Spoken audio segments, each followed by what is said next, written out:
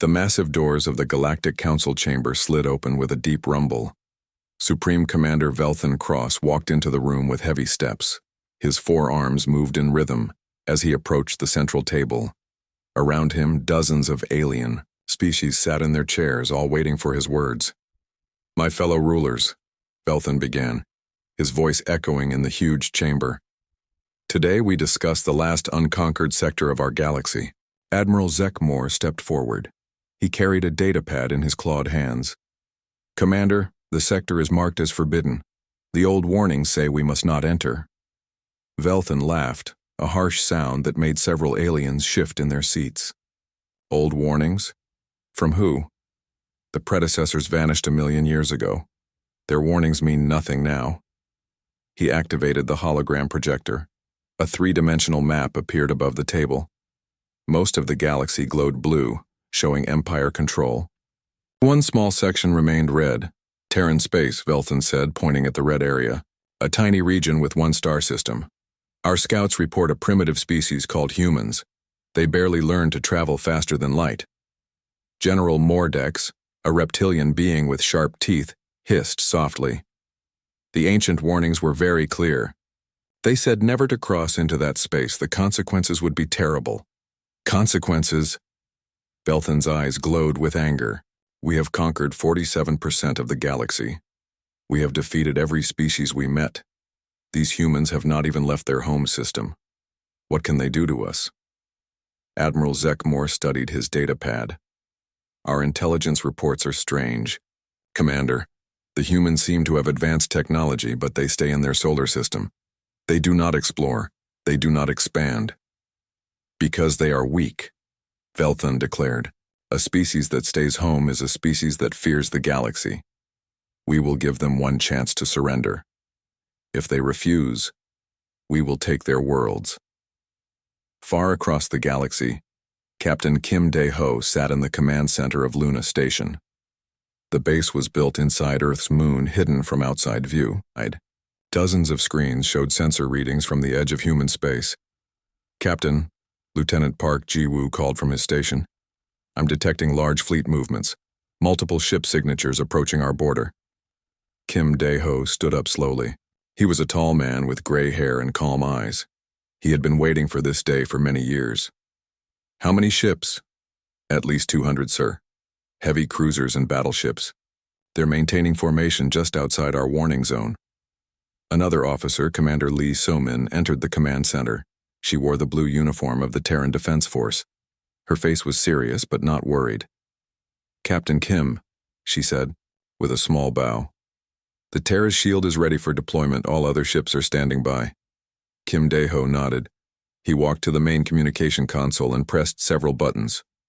"This is Luna Command to all Terran defense stations. The time has come. Activate Protocol Omega." Across human space, hidden bases came to life. On Mars, inside the asteroid belt, and on the moons of Jupiter, defense systems that had waited in silence began to power up. The humans had been preparing for this moment for generations. "Sir," Park Ji-woo said, his voice tight with tension, "the alien fleet is moving.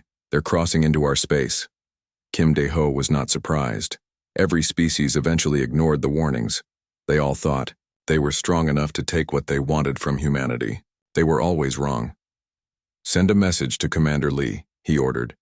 "Tell her to prepare the Harmony's End for first contact protocol." On the flagship of the alien fleet, Admiral Zekmor studied the scanner readings. The human solar system looked peaceful. A few small ships moved between the planets, but nothing that looked military. "This will be easy," he told his bridge crew. "These humans have no proper defense fleet. We will demand their surrender within 1 day." His communication officer, a thin alien with large eyes, looked up from his console. "Admiral, I'm receiving a transmission from the humans." "Put it on the main screen," Zekmor ordered. The image of Captain Kim Dae-ho appeared. He sat calmly in what looked like a simple command room. Behind him, other humans worked at their stations without panic or fear. "I am Captain Kim Dae-ho of the Terran Defense Force," the human said in perfect galactic common language. "You have entered protected space. This is your only warning. Turn your ships around and leave immediately." Admiral Zekmore laughed. "Human, you are outnumbered 200 to 1. We see no military ships in your system. Surrender now and your deaths will be quick." Kim Daeho's expression did not change. "Admiral, your people received warnings long ago. The predecessors told all species to stay away from human space. You chose to ignore those warnings. The predecessors are gone," Zekmore replied. "Their warnings died with them. You have 1 hour to surrender unconditionally." "No," Kim Daeho said simply. "You have 1 hour to leave." The transmission ended. Admiral Zekmore stared at the blank screen in disbelief. "Did that primitive just threaten us?" "Admiral," his sensor officer called out, "I'm detecting a single human ship approaching our position." "One ship?" Zekmore looked at his tactical display. A small cruiser was moving toward his massive fleet. "They send one ship against 200? These humans are either brave or stupid." "Probably stupid, sir," his weapons officer replied. "Should we destroy it?" "No. Let it come closer. I want to see what these humans think they can do." The human ship was called the Harmony's End. Captain Choi Min-ho commanded it with a crew of only 50 people.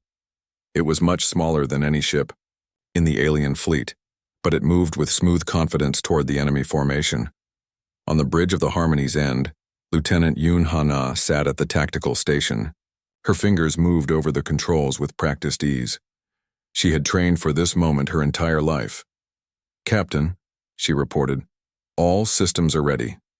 The alien fleet has powered weapons, but they haven't locked onto us yet." Captain Choi Min-ho was a young man with steady hands and sharp eyes. He activated the communication system and opened a channel to the alien flagship.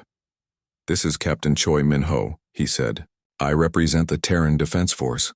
You are in violation of Galactic Treaty by entering our space. This is your final warning." Admiral Zekmore's face appeared on the screen. "Captain, you are either very brave or very foolish. One ship cannot defeat my fleet." "One ship is all we need," Choi Min-ho replied calmly. Zekmore's patience ran out. "Destroy them," he ordered his fleet. 200 alien ships fired their weapons at once. Energy beams and missiles filled space as they targeted the small human cruiser. It should have been destroyed instantly. Instead, something impossible happened. Every weapon passed through the human ship as if it was not there. The beams went through empty space. The missiles flew past without hitting anything. "What is happening?" Zekmore shouted at his crew. Before anyone could answer, the human ship fired back. A single beam of energy struck the alien flagship. The powerful shields that protected Zekmore's ship simply vanished. The beam cut through the hull like it was made of paper. "Impossible," Zekmore whispered as alarms sounded throughout his ship. Lieutenant Yoon Ha-na smiled at her captain. "Protocol 7 is working perfectly, sir. They cannot touch us, but we can touch them." All across the alien fleet, captains reported the same thing. Their weapons had no effect on the human ship, but the human weapons cut through their defenses like they did not exist. Captain Choi Min-ho opened communications again. "Admiral Zekmore, you were warned. The predecessors tried to protect you. From this moment, you chose not to listen." "What are you?" Zekmore asked, his voice filled with fear. "We are human," Choi Min-ho replied, "and you have made a terrible mistake." The communication ended. Around the alien fleet, space began to change. More human ships started to appear, not from hyperspace, but from somewhere else entirely. They seemed to step out of reality itself. Admiral Zekmore stared at his sensors in horror. The readings made no sense. According to his instruments, the human ships existed and did not exist at the same time. "Sir," his communication officer said with a shaking voice, "we're receiving a message from Supreme Commander Velthan." "Put him through," Zekmore ordered. Velthan's angry face filled the screen. "Admiral, what is your status? Why haven't you destroyed the human ships?" Zekmore could not find words to explain what he was seeing. "Commander, the humans, they have technology we don't understand. Our weapons cannot hurt them. That's impossible, Velthan declared. You have the most powerful fleet in the galaxy. As he spoke, more human ships appeared around the alien fleet. They moved with purpose, surrounding the invaders without haste or fear. Captain Kim Daeho's voice came over all communication channels. Supreme Commander Velthan, this is your last chance to save your people. Order your fleet to withdraw from human space immediately. Velthan stared at the transmission. You dare threaten the Galactic Empire? We do not threaten, Kim Daeho replied. We warn. Your ancestors received the same warning. The choice is yours. The transmission ended, leaving the alien fleet surrounded by impossible ships that could not be touched, but could destroy anything they chose to target. Admiral Zekmor looked at his tactical display and realized the truth. The humans had been waiting for this day. They had prepared for it, and now it was too late to turn back. Supreme Commander Velthan Cross sat in his command throne aboard the massive warship Eternal Conquest. The ship was 10 kilometers long and carried enough firepower to destroy entire planets. Around him, his bridge crew worked at their stations, with nervous energy. Admiral Zekmor reports that the humans have some kind of defensive technology, his communication officer announced. He requests reinforcements. Velthan's forearms moved in anger. Reinforcements? Against primitives? Tell the Admiral to use overwhelming force. I want those human ships destroyed within the hour. The officer hesitated. Sir, Admiral Zekmor says their weapons pass through the human ships. The humans seem to exist in a different phase of reality. Nonsense, Velthan declared. No species has mastered dimensional technology. Our scientists have tried for thousands of years. But even as he spoke, Velthan felt a cold fear growing in his chest. The ancient warnings had mentioned strange powers, powers that defied understanding. Back in human space, Captain Choi Min-ho stood on the bridge of the Harmony's End.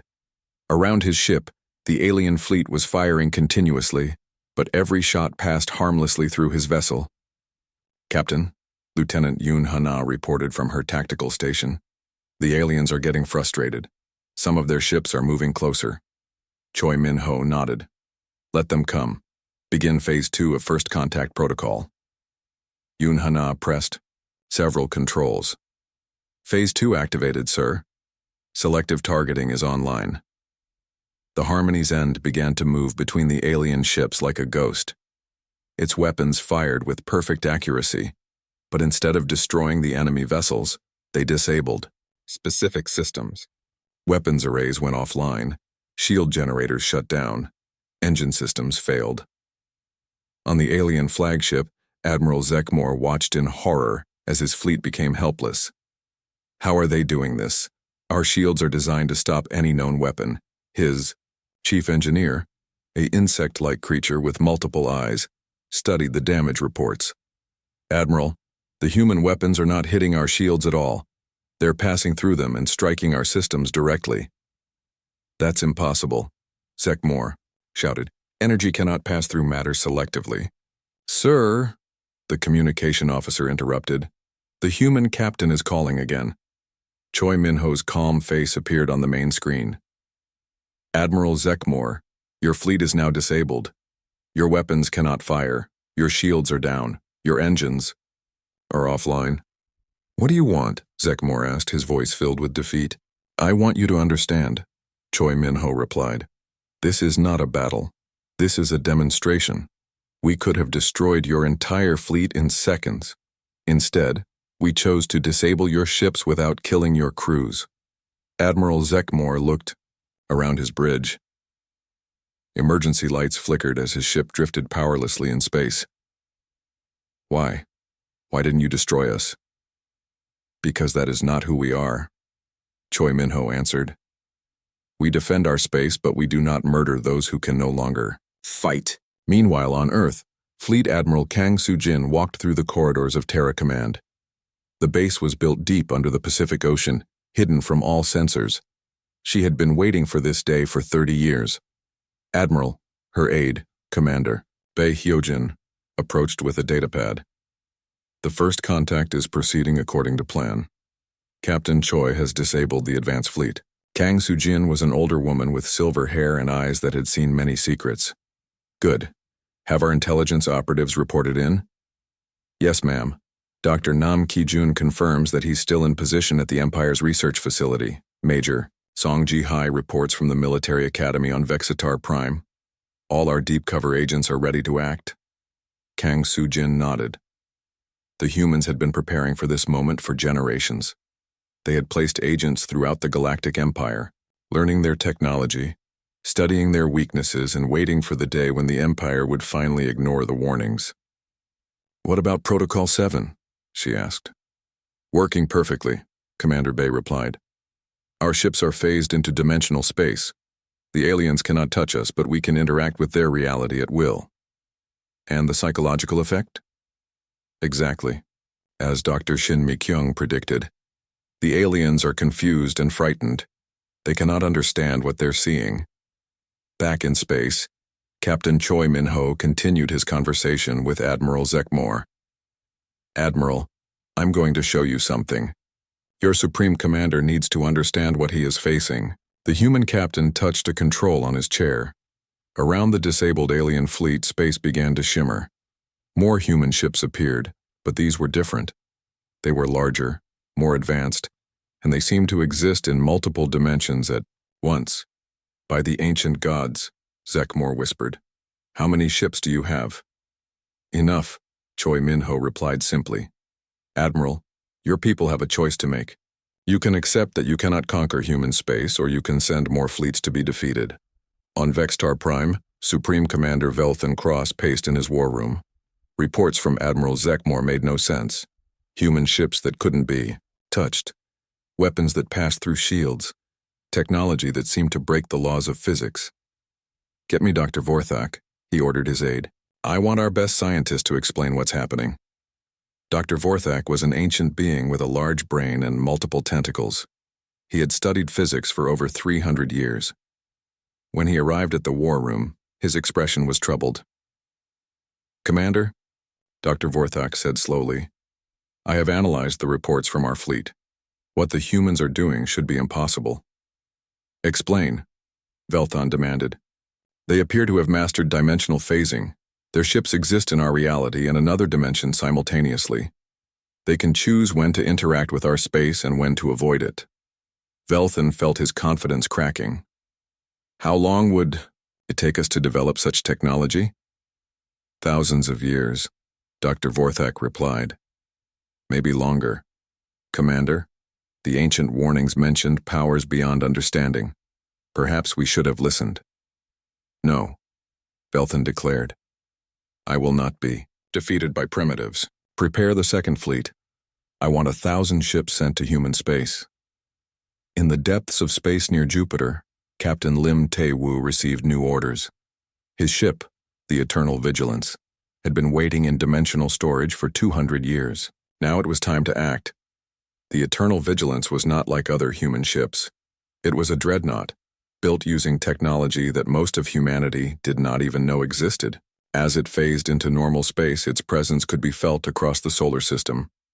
Captain, his navigation officer, Lieutenant Ryu Seo-jun, reported, We are in position. All systems are operating normally.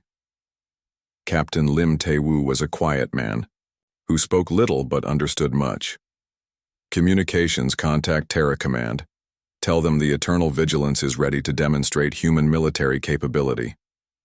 On Earth, Dr. Shin Mi-kyung studied the alien fleet through her instruments. She was humanity's leading expert on dimensional physics and the creator of Protocol 7. Her work had made it possible for human ships to exist between realities. Fascinating, she murmured to her assistant. The aliens are trying to understand our technology by scanning us with every sensor they have. Are they learning anything? Her assistant asked. Dr. Shin smiled. They're learning that they know nothing. Their sensors show our ships as existing and not existing at the same time. Their computers cannot process the data. Back on the alien flagship, Admiral Zekmore stared at his sensor readings in despair. Every scan of the human ships produced different results. Sometimes they showed massive vessels with incredible power. Sometimes they showed nothing at all. Sir, his science officer reported, I believe the humans are using some form of quantum manipulation. They're existing in multiple states simultaneously. Can we counter it? Zekmore asked desperately. Not with our current technology. Sir, we need to withdraw and report to the Supreme Commander. But before Zekmore could give the order, his communication officer shouted in alarm. Admiral, multiple new contacts appearing throughout the system. On the tactical display, dozens of new human ships appeared around every planet and moon. They were not coming from hyperspace. They were simply materializing from nothing. Captain, Choi Min-ho's voice came over the communication channel again. Admiral Zekmore, you are now surrounded by the 1st Defense Fleet of the Terran Space Command. Every ship in your fleet is targeted by multiple human vessels. Zekmore looked at his tactical display and felt his spirit break. Hundreds of human ships surrounded his disabled fleet. Each alien vessel was targeted by at least 5 human ships.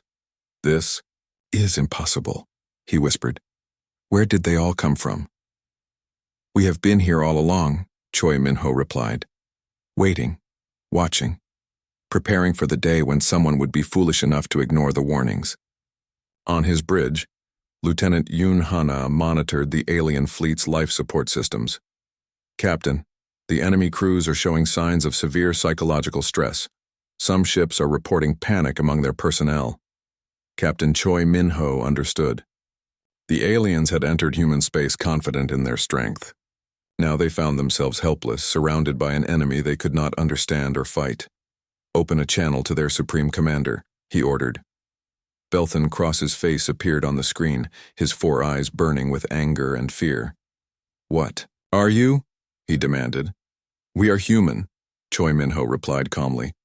We are what your ancestors were warned about. We are what your ancestors were warned about. The predecessors left clear instructions. Stay away from our space. The predecessors are extinct, Belthan declared. Deep beneath the Pacific Ocean, Fleet Admiral Kang Soo-jin stood before a massive, holographic display. The map showed the entire galaxy, with thousands of red dots marking alien military positions. For the first time in human history, she was about to activate the Iron Protocol. Admiral, Commander Bae Hyo-jin approached with urgent news. Supreme Commander Belthan has rejected our warning. He's sending the 2nd Fleet. 1,000 ships are moving toward our space. Kang Soo-jin nodded slowly. She had hoped the aliens would be wise enough to retreat after the first demonstration. They had chosen war instead. Very well, she said calmly. Activate Iron Protocol. Send the signal to all hidden installations throughout the galaxy. It's time for humanity to reveal itself. Her aide hesitated. Admiral, once we do this, there's no going back. The galaxy will know we've been among them for generations. The galaxy will learn the truth they should have accepted long ago, Kang Soo-jin replied. We are not primitives hiding in one solar system. We are guardians who have been watching and waiting. Across the galaxy, in places the Galactic Empire thought were completely under their control, ancient human installations began to wake up. On the mining world of Kepler 442b, what appeared to be a normal asteroid suddenly split open, revealing a massive military base that had been hidden for centuries.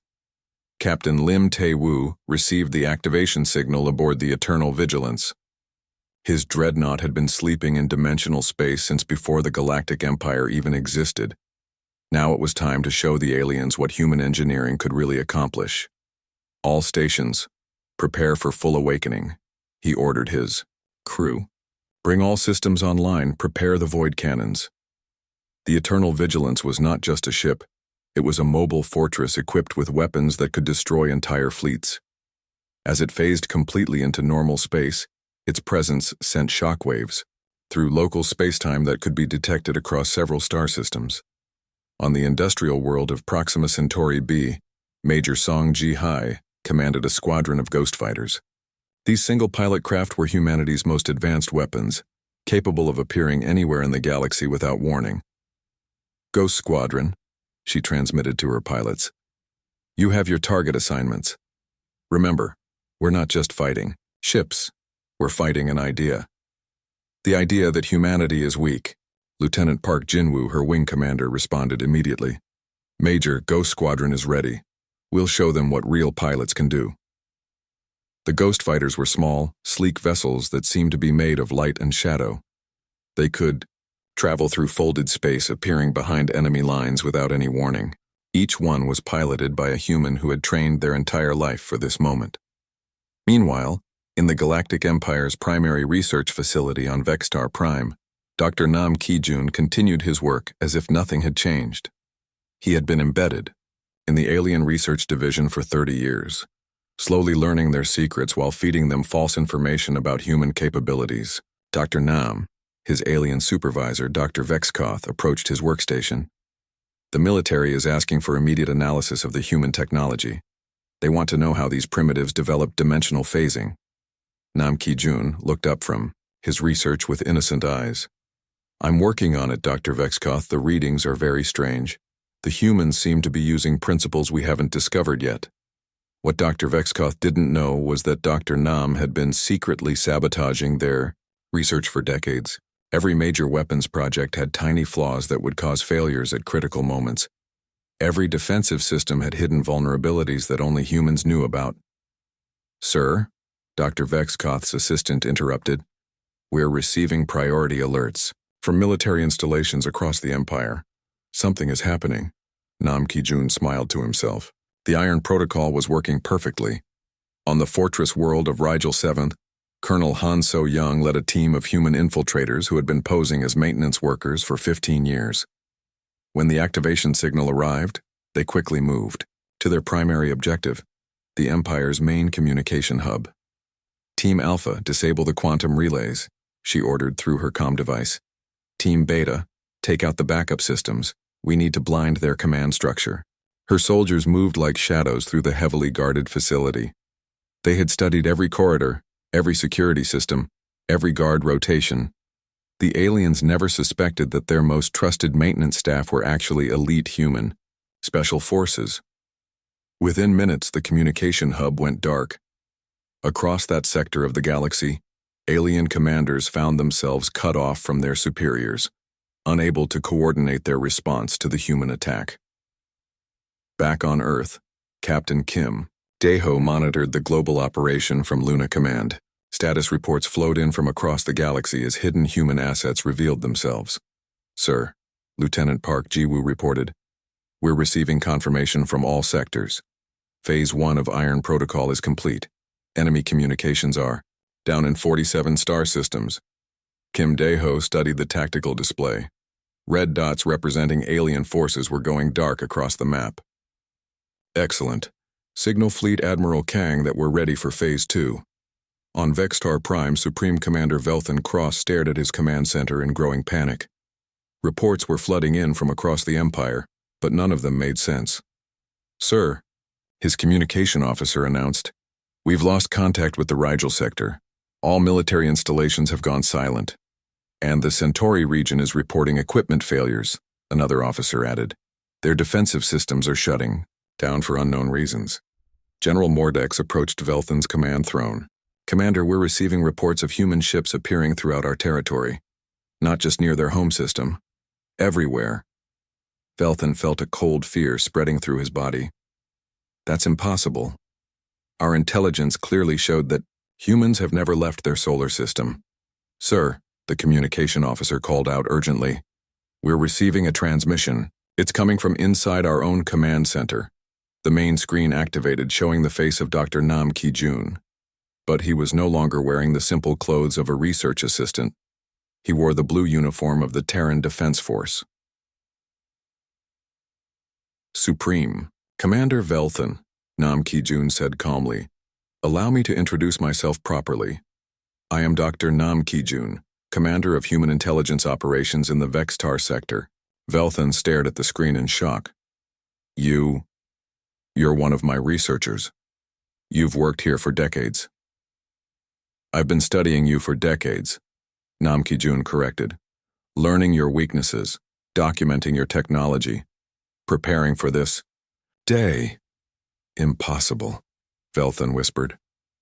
Our security is perfect. No alien can infiltrate our facilities. Nam Ki-jun smiled. You're right, no alien can. But I'm not an alien. I'm human.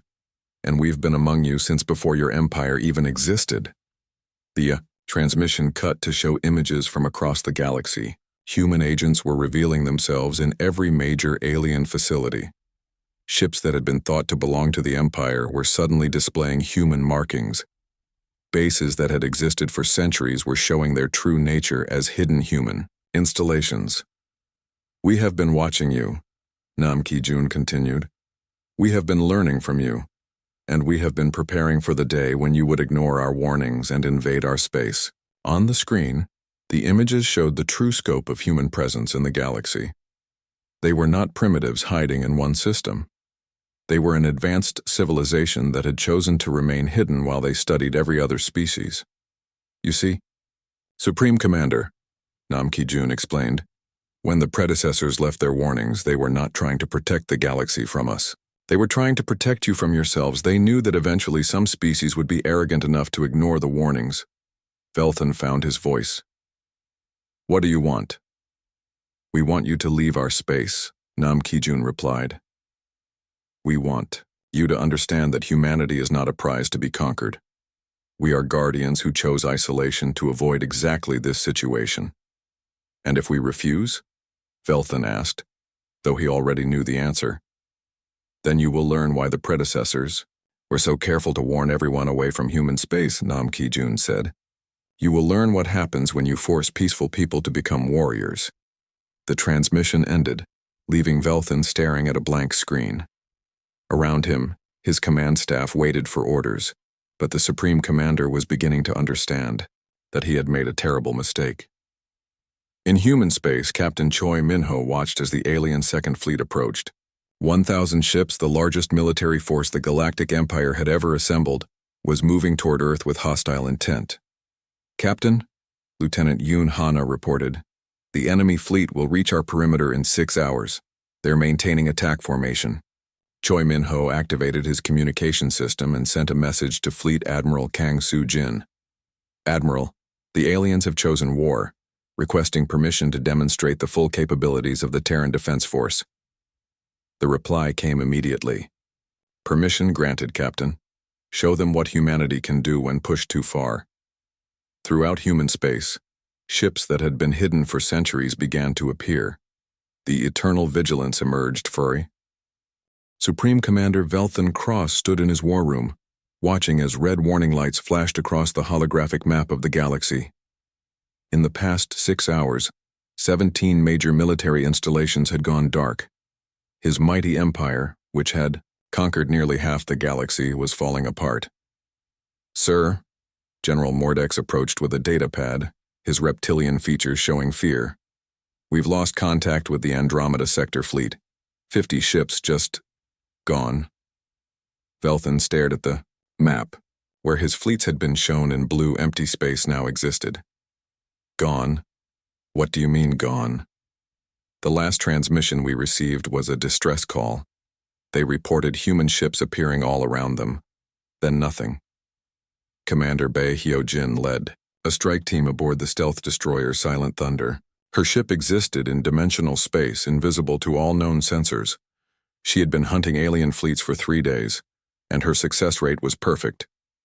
"Target acquired," her tactical officer, Lieutenant Kim Min-seo, reported. "Alien patrol, fleet, 12 ships holding position near the Vega system." Bae Hyo-jin studied the enemy formation through her sensors. The alien ships were arranged defensively, but their defenses were useless against an enemy they could not detect. "Begin psychological warfare protocol," she ordered. "Let them see us, then vanish. Make them afraid of shadows." The Silent Thunder phased into normal space directly in the center of the alien formation. For 30 seconds, it sat there, weapons powered but not firing. The alien ships frantically tried to lock onto the human vessel, but their targeting systems found nothing. Then the Silent Thunder vanished again. Admiral Keksor, commander of the alien patrol fleet, stared at his sensor readings in confusion. "Did anyone get a weapons lock?" "No, sir," his tactical officer replied with a shaking voice. "Our systems detected the ship, but they couldn't target it. It was like trying to shoot a ghost." "Sir," the communication officer called out, "we're receiving a transmission on all frequencies." Captain Bae Hyo-jin's calm face appeared on every screen in the alien fleet. Admiral Kexor, my name is Commander Bae Hyo-jin of the Terran military. You have 60 seconds to power down your weapons and prepare to be escorted out of this system. Kexor felt anger override his fear. I will not surrender to primitives.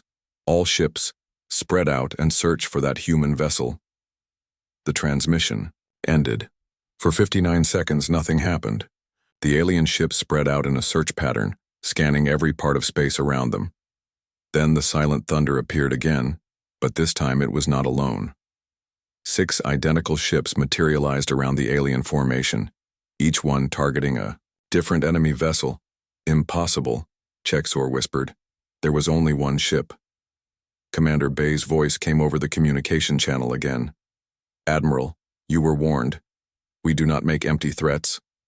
The human ships fired simultaneously. Their weapons passed through the alien shields like they did not exist and struck each enemy vessel's engine core. Within seconds, the entire alien patrol fleet was drifting powerlessly in space. Your ships are disabled, Bae announced. Your crews are unharmed. Consider this a lesson in the price of ignoring human warnings. The silent thunder and its companion ships vanished as quickly as they had appeared, leaving the alien fleet helpless in the darkness of space. On the fortress world of Titan Prime, Colonel Han So-young led a ground assault team through the underground tunnels beneath the planet's main military command center. Her soldiers moved like shadows, their advanced suits making them invisible to all known detection methods. Team leader, Sergeant Lee Dong-hyun whispered through his comm unit. We're approaching the main power core. No guards detected. Han So-young was not surprised. The aliens had never faced an enemy that could become invisible and walk through their most secure installations. Remember, we disable, not destroy. We want them to see what we can do. Her team reached the power core of the fortress world's defensive systems. It was a massive reactor that provided energy to shield generators, weapon arrays, and communication systems across the planet. With it offline, the entire world would be defenseless. Plant the disruptor charges, Han So-young ordered. Set them for sequential detonation. I want the power to fail slowly, so they have time to realize what's happening. Liu. Charges were placed with precision. When they activated, the fortress world's defenses would shut down one system at a time, creating fear and confusion among the alien defenders. Meanwhile, on the mining world of Kepler 438b, Captain Ryu Seo-jun commanded a new type of human vessel called a phase cruiser. These ships could exist in multiple dimensions simultaneously, making them nearly impossible to fight. Captain, his sensor officer, Lieutenant Moon Chang-woo, reported. Alien reinforcement fleet approaching. 24 heavy cruisers. Ryu Seo-jun smiled. The aliens kept sending fleets to investigate missing ships, not realizing they were just providing more targets for human forces. Signal the Phantom Squadron, he ordered. Tell them we have fresh targets for dimensional warfare training. The Phantom Squadron consisted of 12 ships that specialized in reality manipulation. They could make enemy vessels exist in different dimensional phases, effectively erasing them from normal space without destroying them. As the alien reinforcement fleet approached the mining world, they found what appeared to be empty space. Their sensors showed no human presence, no defensive installations, nothing that could threaten their powerful ships. Admiral Vokhtar, the fleet commander's tactical officer, reported. Scans show no enemy activity. The mining operation appears to be abandoned. Admiral Vokhtar was suspicious. Keep weapons charged. Something destroyed our patrol fleet in this system. It didn't just vanish. His caution proved wise, but not helpful.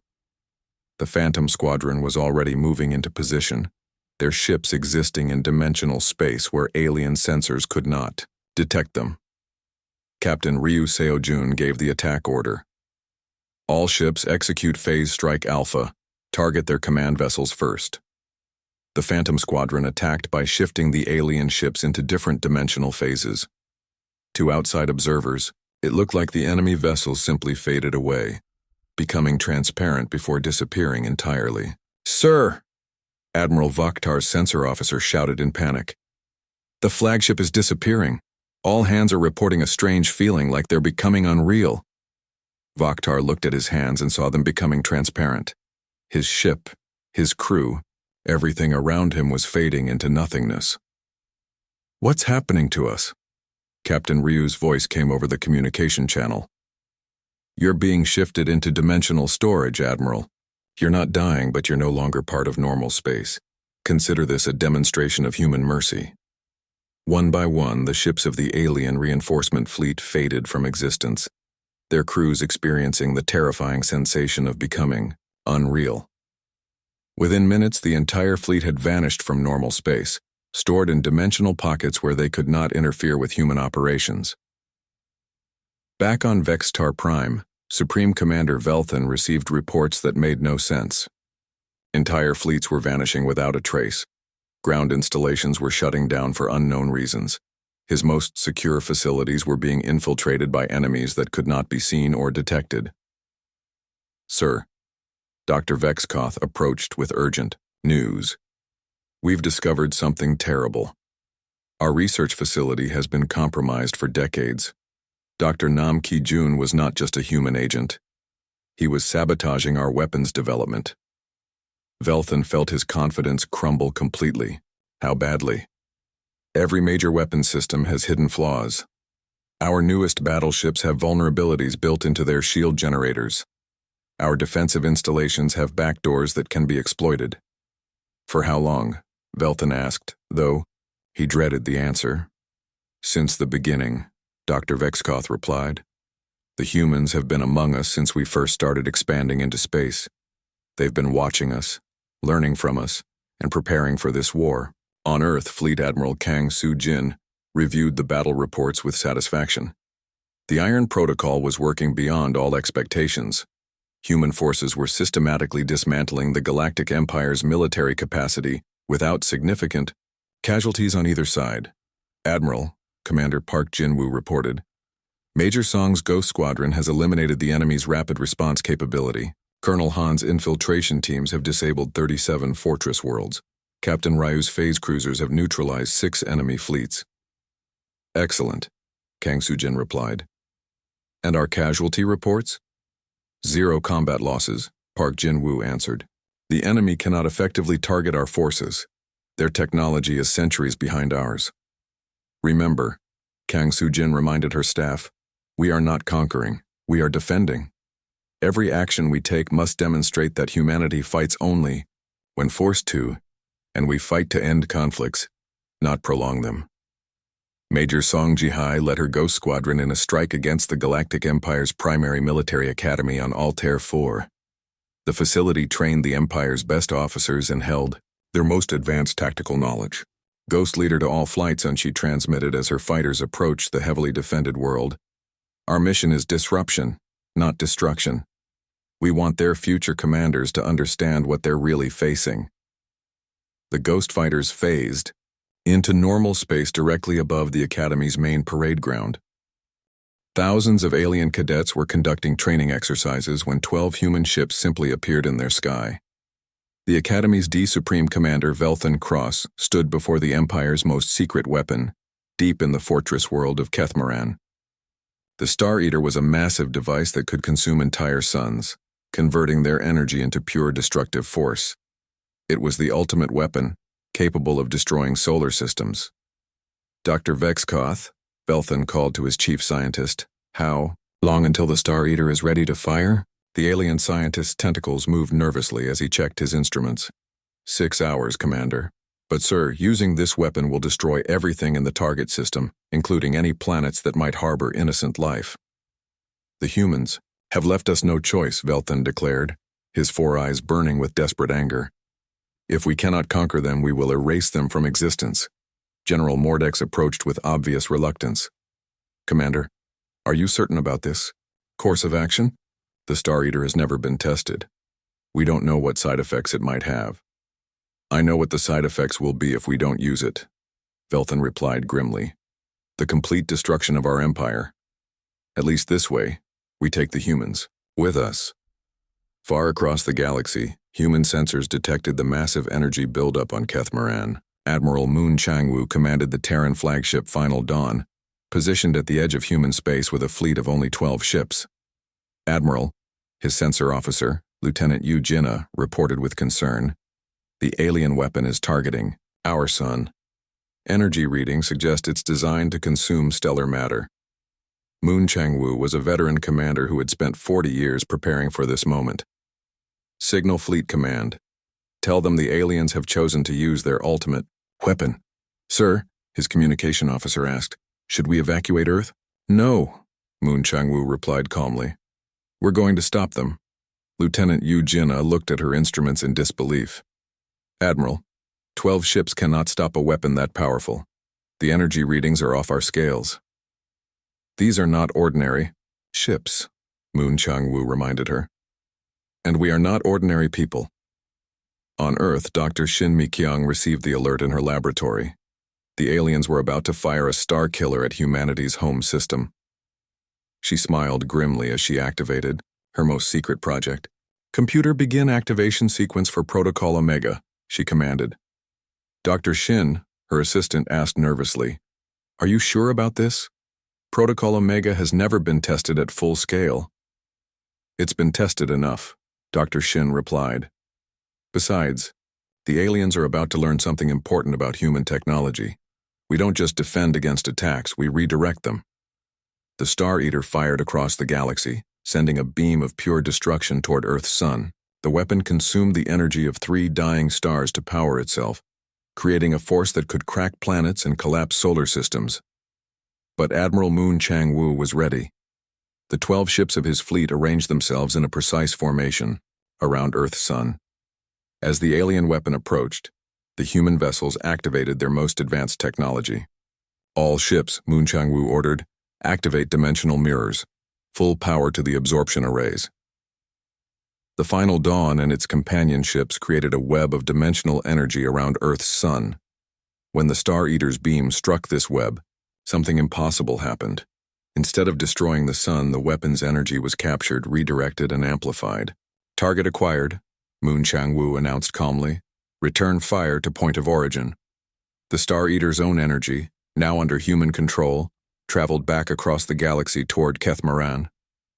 But it was not the same beam that had been fired. Human. Technology had changed it, focused it, and given it new purpose. On Kethmaran, Dr. Vexkoth stared at his instruments in horror. Commander, the weapon's energy is returning to us. That's impossible, Velthan declared. No known technology can redirect the Star Eater. Sir, the sensor officer shouted. Impact in 30 seconds. Velthan watched the tactical display as his ultimate weapon came back to destroy him. Evacuate the fortress. All ships, retreat to minimum safe distance. But there was no safe distance. The Star Eater's redirected energy struck Kethmaran and did something unexpected. Instead of destroying the planet, it simply shut down every piece of technology on the world. Ships fell from the sky. Power systems failed. Communication networks went silent. In the sudden darkness and silence, Velthan Cross finally understood. The humans had not destroyed his ultimate weapon. They had turned it into a demonstration of their power. They could have killed everyone on Kethmaran, but they chose mercy instead. Sir, Dr. Vexkoth's voice came through the emergency communication system. We're receiving a transmission from the human fleet. Admiral Moon Changwu's calm face appeared on the emergency screen. Supreme Commander Velthan, your ultimate weapon has been neutralized. Your fortress world is disabled but intact. Your people are alive but defeated. Velthan found his voice. How? How did you redirect a star killer? Because we are not what you think we are, Moon Changwu replied. We are not primitives who learned to travel between stars. We are the descendants of the predecessors. The revelation hit Velthan like a physical blow. Impossible. The predecessors vanished 1,000,000 years ago. We did not vanish, Moon Changwu explained. We chose to limit ourselves. We chose to experience mortality, to understand the universe from the perspective of younger species. The warnings we left were not to protect the galaxy from us. They were to protect our experiment in limitation. On Earth, Dr. Shin Mi-kyung monitored the conversation from her laboratory. This was the moment she had been waiting for. The moment when humanity revealed its true nature to the galaxy. "You see, Commander," Dr. Shin's voice joined the transmission.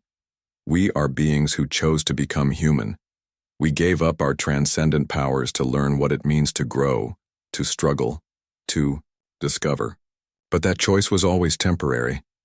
Velthan stared at the screen, his mind struggling to accept what he was hearing. "You're saying humans are evolved predecessors?" "We are what the predecessors became," Dr. Shin confirmed. "When you forced war upon us, you forced us to remember what we truly are. You made us choose between our peaceful experiment and the survival of our species." Admiral Moon Changwu continued the explanation. "Every technology we've shown you, every impossible ability, comes from knowledge we chose to forget. We spent millennia learning to be mortal, to be limited, to be truly alive." "But why?" Velthan asked desperately. "Why give up such power?" "Because power without understanding is meaningless," Dr. Shin replied. "We needed to know what it felt like to be weak before we could properly use our strength. We needed to experience fear before we could understand courage." On the disabled fortress world, General Mordax approached Velthan with a portable communication unit. "Sir, we're receiving reports from across the Empire. Human agents are revealing themselves everywhere. Our most trusted advisors, our oldest, researchers, our closest allies. They've all been humans." Velthan looked at the communication unit and saw faces he had known for decades. Scientists, military officers, diplomats, teachers, all of them removing masks to show their true human faces. "We have been among you for generations," one of the agents explained. "Learning from you, studying you, preparing for the day when someone would ignore the warnings and force us to act. We did not want this war," another agent added. "We hoped that wisdom would prevail, that the warnings left by our ancestors would be enough to keep the peace." Admiral Moon Changwu's voice returned to the main transmission. "Supreme Commander, you have a choice to make. You can continue this war, knowing that you face beings who chose to limit their power out of love for life itself. Or you can accept that the age of conquest is over." Velthan felt the weight of his decision. His empire was broken.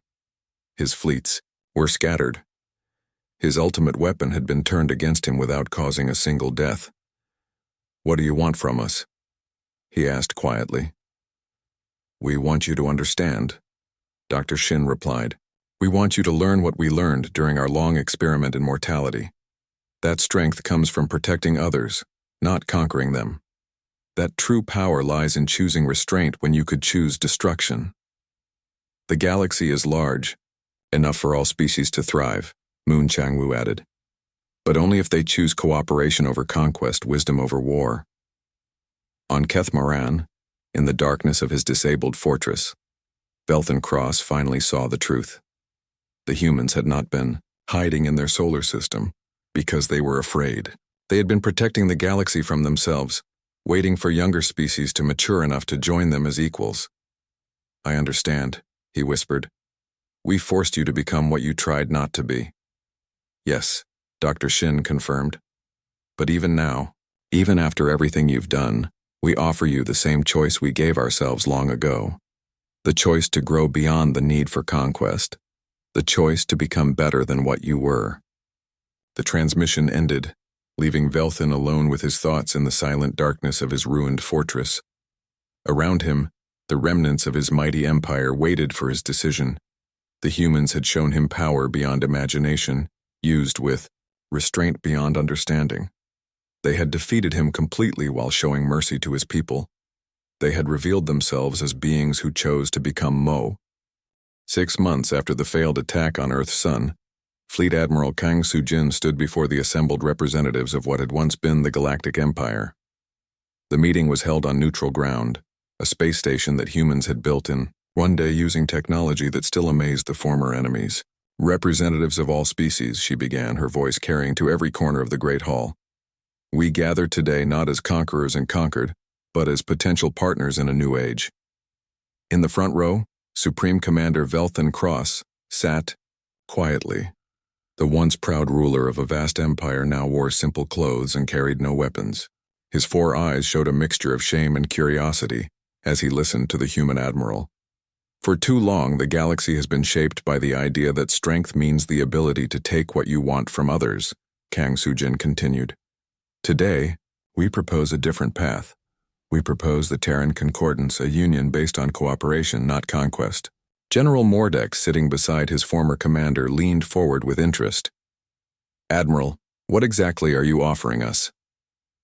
We offer you the chance to learn what we learned, Kang Sujin replied. How to use advanced technology responsibly. How to explore space without destroying the life you find there. How to be strong without being cruel. Dr. Shin Mi-kyung stepped forward from her place among the human delegation. We are willing to share our knowledge with any species that proves they can use it wisely. But this is not charity. This is partnership. Ambassador Lee Hae-jin, who had once been a deep-cover agent in the alien diplomatic corps, addressed the assembly. Each species will maintain control over their home systems and colonies. No one will be forced to join the concordance. But those who do will have access to technologies and opportunities beyond imagination. A delegate from the Zentari Republic, a species of insectoid beings, raised a clawed hand. What guarantees do we have that humans will not use their superior technology to control us? Captain Kim Dae-ho, now promoted to Admiral, answered the question. The same guarantee that protected you for centuries before you chose to attack. Us, our nature. We could have conquered the galaxy at any time, but we chose not to. That choice defines who we are. The Zentari delegate persisted. But you revealed yourself as descendants of the predecessors. You possess power beyond our understanding. How can we trust such beings? Dr. Nam Ki-jun, the scientist who had spent 30 years embedded in alien research facilities, stood up. Because we chose to limit that power for millennia in order to understand what it means to be truly alive. Because we chose to experience mortality, weakness, and fear, so we could learn compassion. The question you should ask, added Commander Lee So-min, is not whether you can trust us, but whether you can trust yourselves to grow beyond the need for conquest and domination. Supreme Commander Velthan finally spoke. Admiral Kang, my people committed terrible acts. We ignored ancient warnings. We brought war to a peaceful species. Why do you offer us partnership instead of punishment? Kang Sujin looked at the former enemy leader with gentle eyes. Because punishment would make us no different from what you were. We fight only when forced to fight. We conquer only hearts and minds, and only through example. She activated a holographic display that showed the galaxy. Look at what conquest has accomplished. 47% of known space under the control of one empire. But at what cost? How many species were enslaved? How many worlds were strip-mined? How much knowledge was lost? The display changed to show what the galaxy could become under the Terran Concordance. Trade routes connected every system. Research stations shared discoveries across species barriers. Exploration fleets with mixed crews ventured into unknown space. This is what we offer, Kang Sujin said. A galaxy where each species contributes what they do best while learning from all the others. Where technology serves life instead of destroying it. Captain Choi Min-ho, hero of the First Contact battle, addressed the military representatives. To those who worry about defense, we offer protection. Not the protection of an overlord, but the protection of a friend. Join the Concordance, and you will never again need to fear conquest. Lieutenant Colonel Han So-young, who had led infiltration teams throughout the war, spoke to the intelligence officers. To those who worry about secrets, we offer transparency. No more hidden agendas. No more deception. We will share our knowledge openly with those who prove they can use it responsibly. Major Song Ji-hai, commander of the Ghost Squadron, addressed the pilots and naval officers. To those who love exploration and discovery, we offer wonders beyond imagination. Technologies that can take you to distant galaxies, ships that can explore parallel dimensions. The universe is far larger and more beautiful than any of you have dreamed. The alien representatives listened in amazement as human officers described capabilities that seemed like magic. Ships that could travel instantly across the galaxy. Weapons that could disable enemies without killing them. Medical technology that could extend life for millennia. Dr. Vexikoth, The alien scientist who had worked with Dr. Nam for decades without knowing his true identity raised a tentacle. Dr. Nam, you spent 30 years among us. What did you learn about our species? Nam Kijun smiled. I learned that you are capable of great things when you choose cooperation over competition. Some of the most brilliant minds I've ever encountered were aliens working on peaceful projects. The problem was never your intelligence or creativity. The problem was your leader's focus on conquest. Which is why, Fleet Admiral Kang added, the Concordance will be governed differently. No single species will hold absolute power. Decisions will be made by consensus among representatives of all member species. A delegate from the hegemony of Keth stood up.